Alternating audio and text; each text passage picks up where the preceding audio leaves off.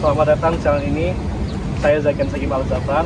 Di samping saya ini sudah terdapat satu unit mobil Suzuki APV GL tahun 2009 berwarna hitam. Lantas, apa saja spesifikasi dari mobil ini? Kita akan ulik di video review singkat.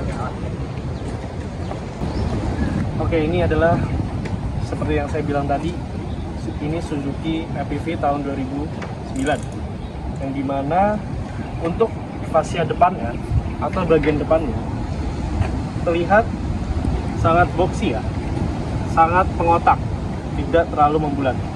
Nah, kameramen agak mendekat. Untuk lampunya di sini masih menggunakan teknologi halogen biasa dari lampu sen, lampu utama, lampu kecil, dan di sini terdapat grill chrome yang memanjang di baris pertama, kemudian yang di baris kedua berwarna hitam. Terdapat logo Suzuki di tengah ini. Kemudian mobil ini belum dilengkapi fog lamp sama sekali ya. Jadi ini masih dummy. Kemudian ini ada kisi-kisi udara di bagian sini. Kemudian ada bumper yang tidak terlalu panjang. Oke, kita lanjut ke bagian samping dari mobil ini. Mobil ini cukup panjang ya teman-teman, panjangnya sekitar 1655 mm atau sekitar 1,6 mm. Dan juga mobil ini juga cukup tinggi, tingginya sekitar 1855 mm atau sekitar 1,8 meter. Nah, untuk mobil APV ini bisa dilihat pintu belakangnya terutama ini sangat lebar. Ini menguntungkan untuk memudahkan akses ke bagian belakang. Bukaan pintunya juga sangat lebar, hampir 90 derajat.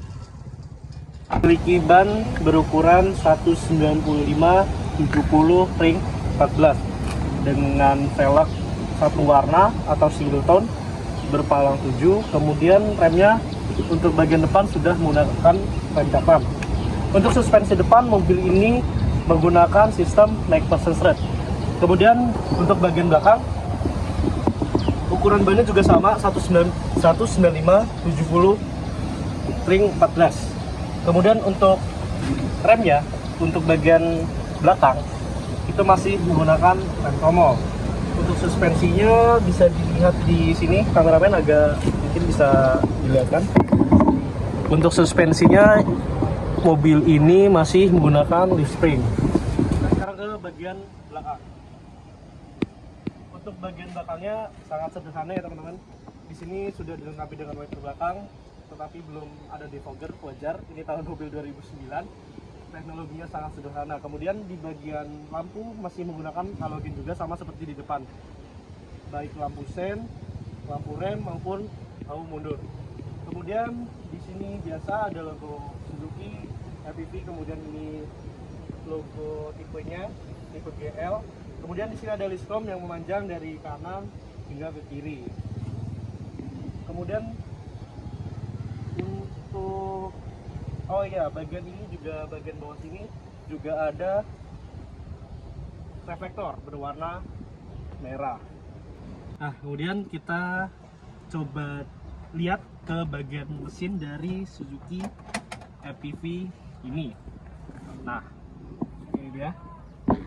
Oke, jadi ini mesin 1500 cc dari Suzuki yang berkode G15A, memiliki kapasitas 1500 cc 4 silinder segaris, kemudian menghasilkan tenaga 93,2 horsepower dan torsi sebesar 126 Nm dengan transmisi manual 5 percepatan. Nah teman-teman, kemudian ini interior dari Suzuki APV Arena tahun 2009 tipe GL ya.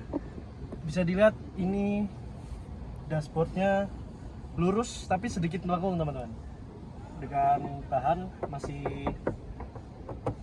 kerasnya di sini juga masih keras. Di sini ada glove box. Kemudian kisi-kisi AC juga masih sangat sederhana. Di sini juga ada tombol hazard.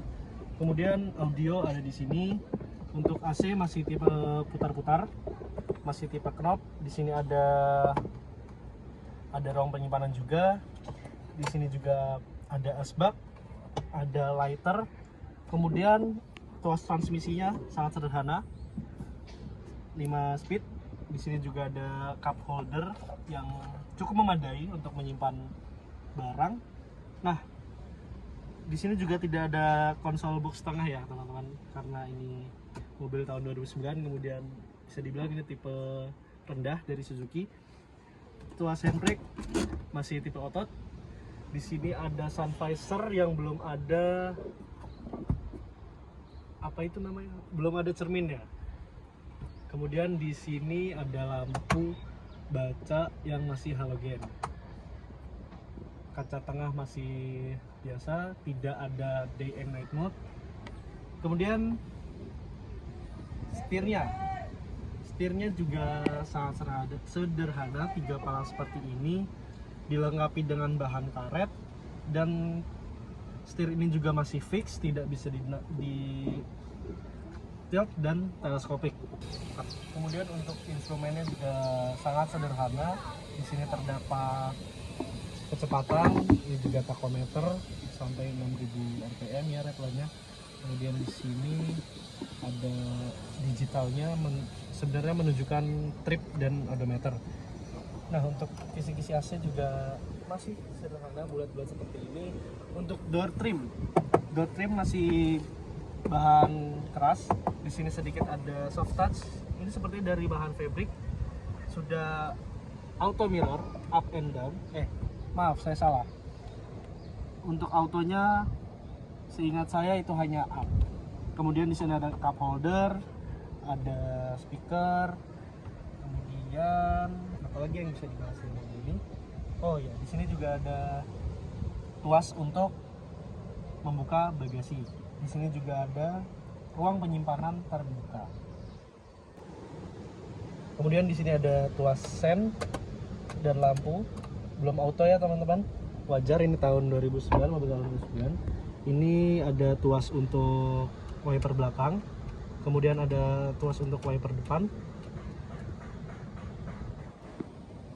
Nah, untuk posisi berkendaranya dengan saya yang tingginya hanya 166 cm, menurut saya ini cukup nyaman ya.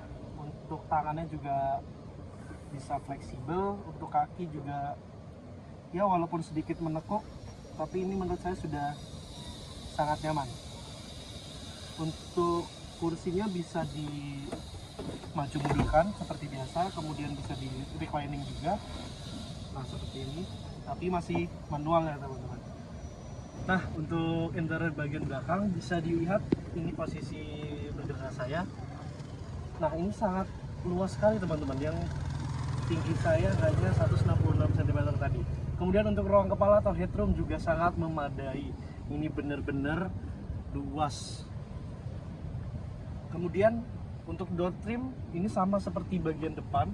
Di sini masih material keras. Di sini sudah ada bahan fabric yang cukup halus ya, cukup empuk. Kemudian di sini ada sedikit ruang penyimpanan, tetapi tidak bisa untuk menyimpan botol. Nah, kemudian untuk di baris tengahnya ini tidak ada armrest ya sayangnya,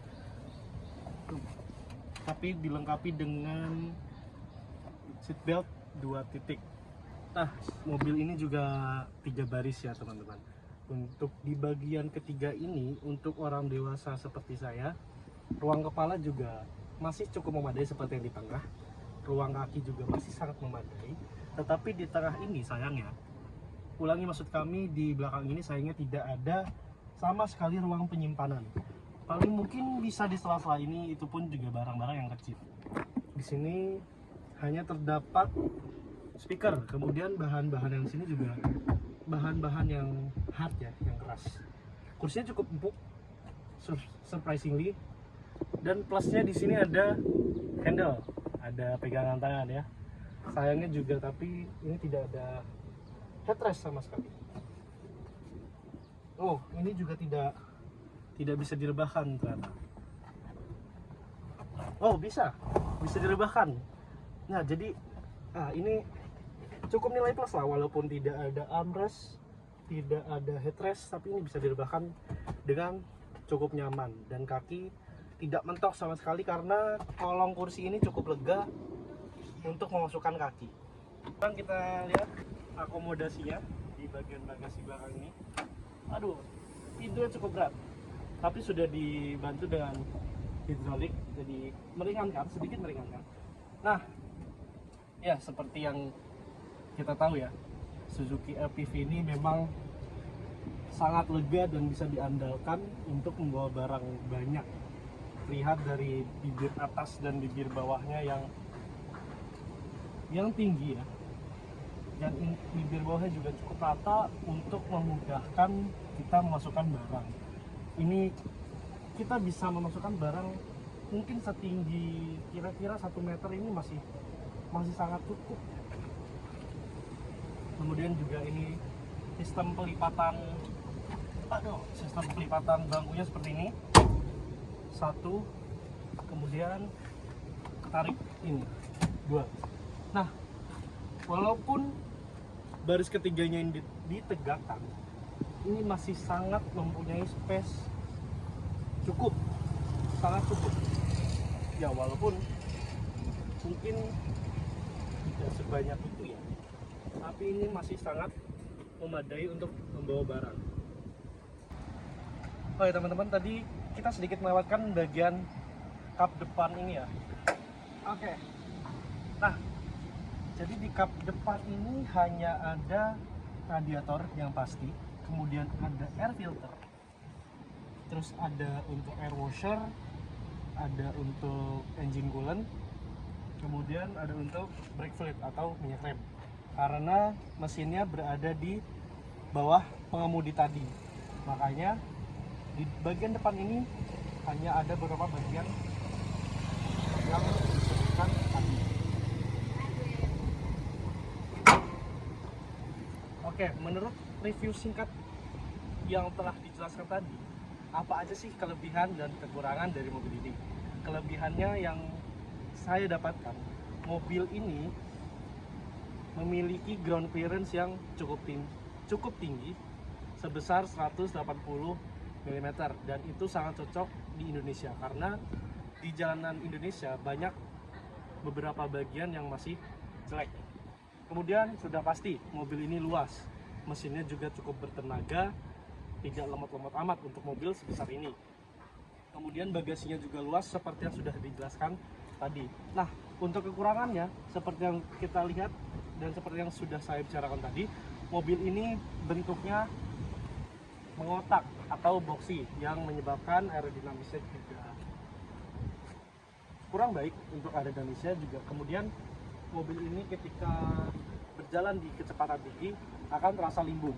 Untuk suspensi belakangnya, karena masih menggunakan leaf spring, saya rasa yang sudah saya coba tadi, suspensinya juga agak keras. Tapi dibalik semua kekurangan itu, mobil ini masih banyak peminatnya di tahun itu.